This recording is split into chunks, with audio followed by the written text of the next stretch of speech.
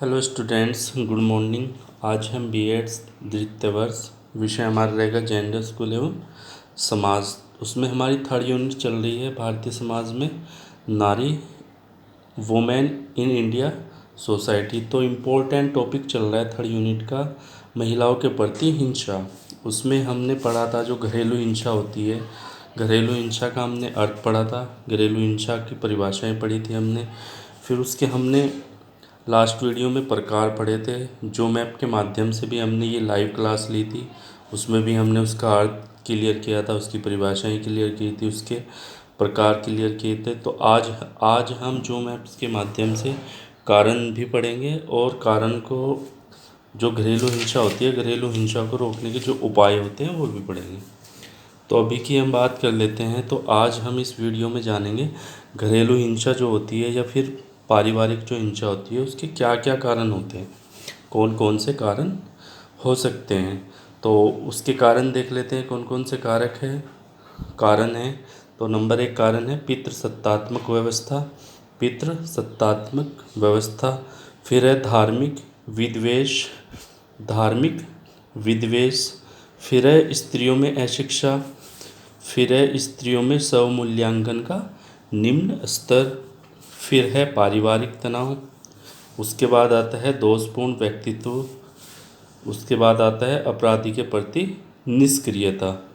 तो ये तमाम कारण होते हैं जो घरेलू हिंसा को बढ़ाते हैं, जो पारिवारिक हिंसा होती है उसमें ये मुख्य भूमिका निभाते हैं। तो या फिर ये कह सकते हैं कि इन कारणों के कारण ही घरेलू हिंसा और पारिवारिक हिंसा होती है। तो देख लेते हैं पितृसत्तात्मक व्यवस्था क्या होती है। अगर हम पितृसत्तात्मक व्यवस्था की बात करें तो दुनिया के अधिकांश समाजों में आज पितृसत्तात्मक व्यवस्था का प्रचलन है।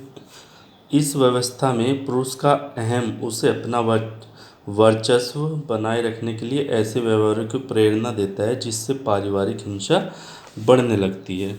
अर्थात ये कह लीजिए कि बरसों से चली आ रही एक बहुत पुरानी सोच आज भी हमारे समाज में, परिवार में कहीं ना कहीं देखने को मिलती है कि हम अक्सर क्या करते हैं, परिवार में जो परिवार के पुरुष व्यक्ति होते हैं उन पुरुष व्यक्तियों को ही हम समाज की, घर की या बिजनेस की, व्यवसाय की या फिर नौकरी, कृषि क्षेत्र की या खेल के क्षेत्र की या राजनीतिक क्षेत्र की, इन तमाम क्षेत्रों की किसी भी क्षेत्र की बात कर ली जाए तो हम पुरुषों को ही अधिक महत्व देते हैं, उन्हें जिम्मेदारी देते हैं और हम महिलाओं को इन जिम्मेदारियों से मुक्त रखते हैं। महिलाओं को हम किसी भी क्षेत्र की या किसी भी कार्य की जिम्मेदारी नहीं देते हैं। तो उससे क्या होता है कि महिलाओं की उपेक्षा होती है और महिलाओं को ये लगता है कि भाई हम समाज में या हम परिवार में या हम घर में किसी भी कार्य के लायक नहीं है। तो ये चीज़ें आपस में टकराव का कारण बन जाती है, तनाव का कारण बन जाती है और इन कारणों की वजह से ही जो घरेलू हिंसा है या पारिवारिक हिंसा है वो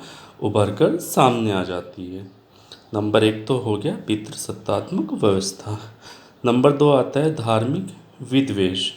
धार्मिक विद्वेष क्या होता है? यदि हम भारतीय समाज में पारिवारिक जो हिंसा होती है, हिंसा की ऐतिहासिक जो जड़ें होती है वो बहुत पुरानी और गहरी है।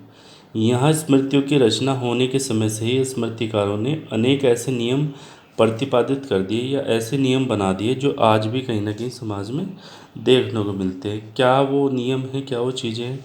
जैसे जीवन बिताने के लिए स्त्रियों पर कठोर प्रतिबंध लगा दिए हैं, विधवाओं को पुनर्विवाह का अधिकार नहीं मिलता, स्त्रियों को संपत्ति अधिकार नहीं मिलता या फिर स्त्रियों को नियंत्रण में रखने के लिए उन्हें प्रताड़ित करना जरूरी है। जब ये सारी चीज़ें हमारे सामने आती है तो उससे भी धार्मिक विद्वेष जो है वो बाहर निकल कर आता है। जो घरेलू हिंसा है, जो पारिवारिक हिंसा है, वो कहीं ना कहीं समाज में, परिवार में देखने को अक्सर मिल जाती है। उसके बाद आ जाती है स्त्रियों में अशिक्षा।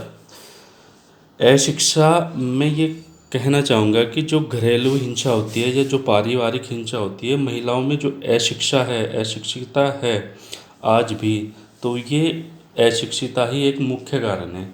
यदि घर की, परिवार की, समाज की महिला शिक्षित नहीं होगी तो वो अपने आप को समाज में, घर में, परिवार में एडजस्ट नहीं कर पाएगी, समायोजन नहीं कर पाएगी और जब वो अपने आप को समायोजित नहीं कर पाएगी तो उसके विचार, उसके कार्य परिवार के अन्य सदस्यों के साथ मेल नहीं खाएंगे।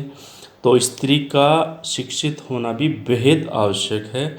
स्त्रियों में अशिक्षिता जो होती है वो भी घरेलू हिंसा या पारिवारिक हिंसा का एक महत्वपूर्ण और बहुत बड़ा कारण माना जाता है।